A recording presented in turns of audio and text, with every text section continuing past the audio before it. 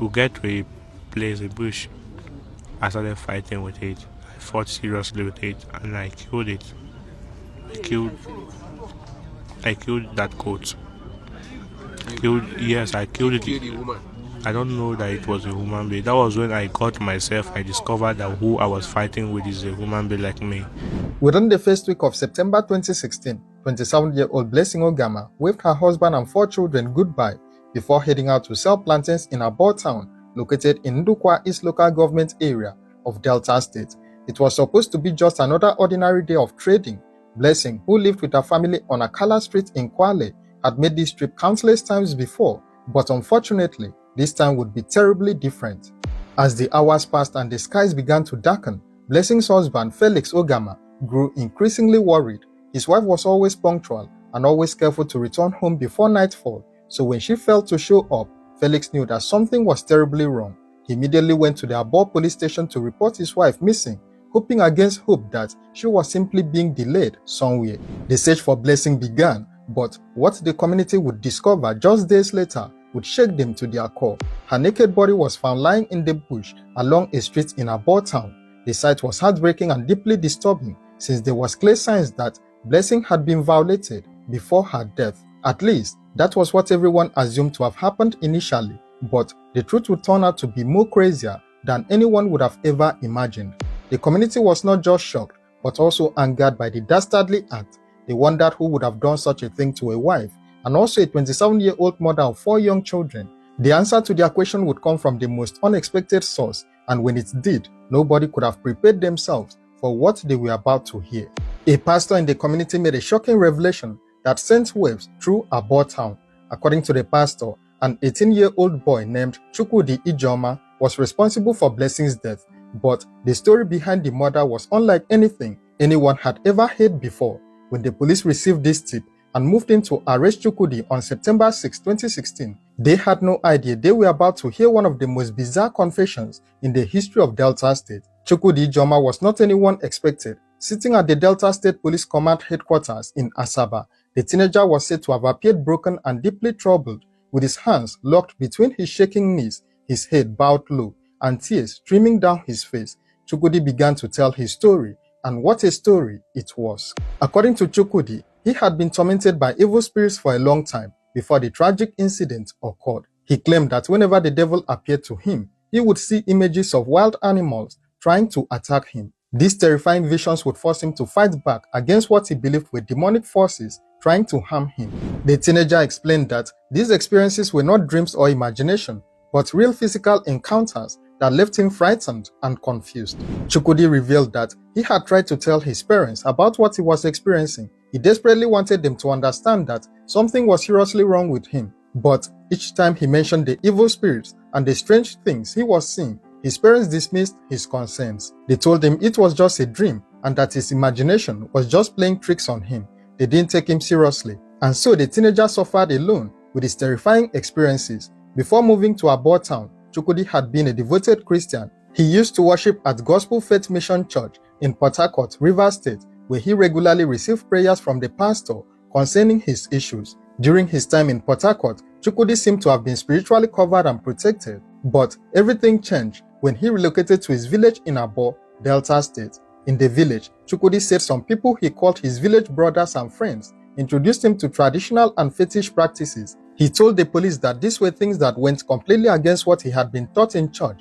and also expressed deep regret about abandoning his Christian faith. Now comes the most disturbing part of Kuzy's confession. According to Kuzy, he was standing somewhere in Abo town when something suddenly entered him. He began seeing different things that he couldn't explain to anyone. An invisible force kept pushing him forward until he found himself on a bush path. It was there, in that isolated location, that the evil spirit he had been seeing appeared again. But this time, it transformed into a goat that seemed ready to attack him. Believing his life was in danger, Kuzy began fighting with all his strength. He claimed he spent a long time in that bush, fighting what he believed was a demonic spirit in form of a goat and trying to kill him. Throughout the struggle, he kept hearing someone crying out the words, "Blood of Jesus," but he couldn't tell where the voice was coming from. Kuzy said he fought with his bare hands, using no weapons, and fully convinced that he was battling a supernatural creature.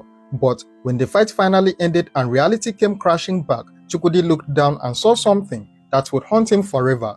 Both he and Blessing Ogama were naked, and that was when the teenager realized with absolute horror that he had not been fighting an evil spirit or wild animal. He had been fighting a human being and had killed Blessing Ogama with his bare hands, believing the entire time that he was defending himself against a demonic goat. Chukwudi said he broke down crying when he realized what he had done, but the horror didn't end there. Investigators would later discover that after ending Blessing's life, Chukwudi had gone on to violate her body. He admitted to raping the woman, but only after she was already dead.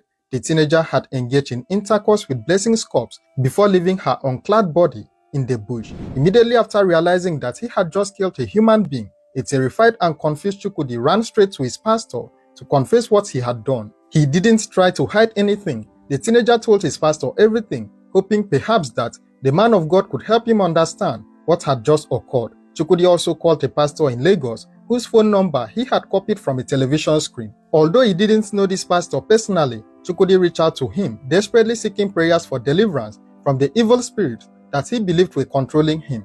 The pastor began praying for him over the phone, but by then, it was already too late. The damage had been done, and Blessing Ogama was gone forever. It was Chukwudi's own pastor, the one he ran to immediately after the murder, who informed the community about his shocking confession. Word spread quickly through Abo town, and soon everyone knew that the killer had been identified.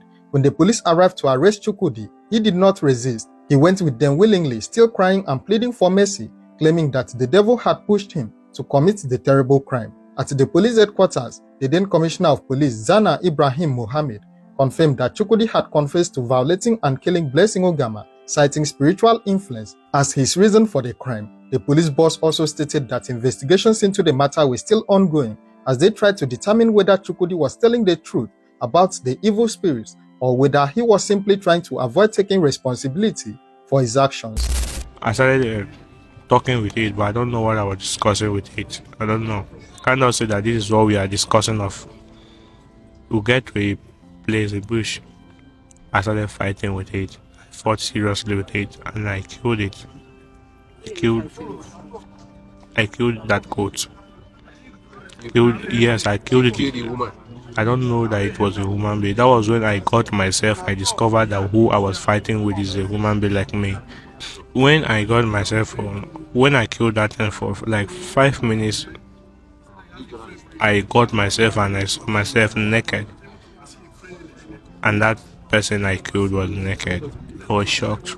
And I ran straight to my pastor and I confessed everything that happened immediately to him. He was the one that told the community people and they called the police for me.